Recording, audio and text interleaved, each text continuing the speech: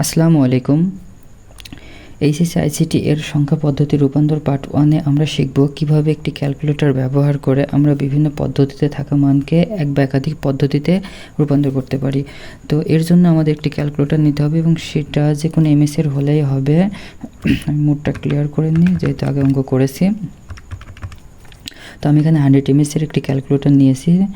তো এই যে ক্যালকুলেটরের মাধ্যমে রূপান্তর শিখতে হলে আমাদের কয়েকটি বাটন বিষয়ে ধারণা থাকতে হবে। যে সবার ক্যালকুলেটরে যে এক্স স্কোয়ারটা আছে এর উপরে ডিইসি লেখা আছে, এটা দ্বারা ডেসিমেল সংখ্যা পদ্ধতি থেকে নির্দেশ করছে। পাওয়ার বাটনের উপরে এইসিএক্স লেখা আছে, অর্থাৎ হেক্সাডেসিমেল। এটা লগের উপরে বিআইএন লেখা আছে, অর্থাৎ এটা বাইনারি। এবং ওসিটি অর্থাৎ লনের উপরে ওসিটি লেখা আছে, অর্থাৎ এটা অক্টাল সংখ্যা পদ্ধতি থেকে নির্দেশ করছে। তো এই যে সংখ্যাগুলো আছে এই ম্যাথগুলো আমরা ক্যালকুলেটরের মাধ্যমে করার চেষ্টা করব।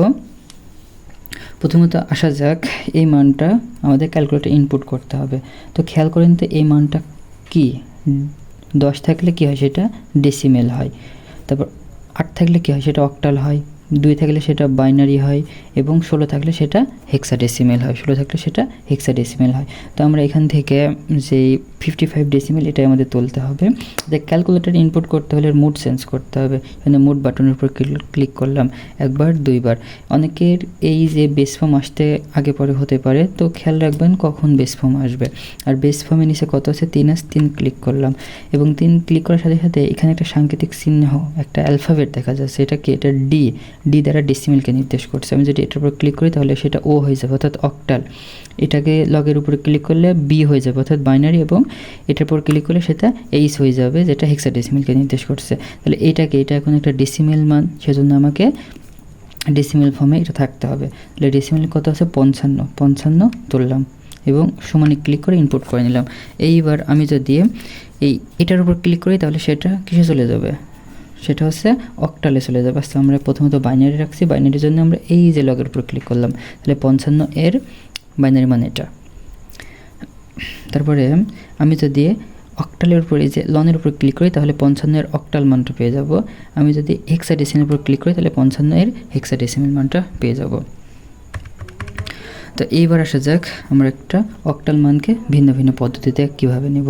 এটা অক্টাল, তাহলে আমাকে এখানে ও রাখতে হবে, অর্থাৎ অক্টাল রাখতে হবে। সেজন্য আমি অক্টালের উপর ক্লিক করলাম।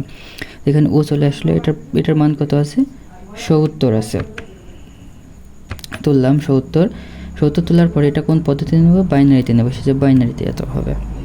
এটা কোথায় নেব, এটা হচ্ছে ডেসিমেলে নেব। তাহলে ডেসিমেলের উপর ক্লিক করলাম। আমি হচ্ছে এটা হেক্সাডেসিমেল নিতে যাচ্ছি, তাহলে হেক্সাডেসিমেলের উপর ক্লিক করব। তো এইভাবে আমরা এই মানগুলো নিয়ে থাকি। তারপর সাথে একটা বাইনারি মানকে কীভাবে ভিন্ন ভিন্ন পদ্ধতিতে নেব, তাহলে এখানে কি আসতে হবে, বি আসতে হবে। তাহলে বি কোথায় আছে, এই যে বি চলে আসলো। তাহলে এটা 1011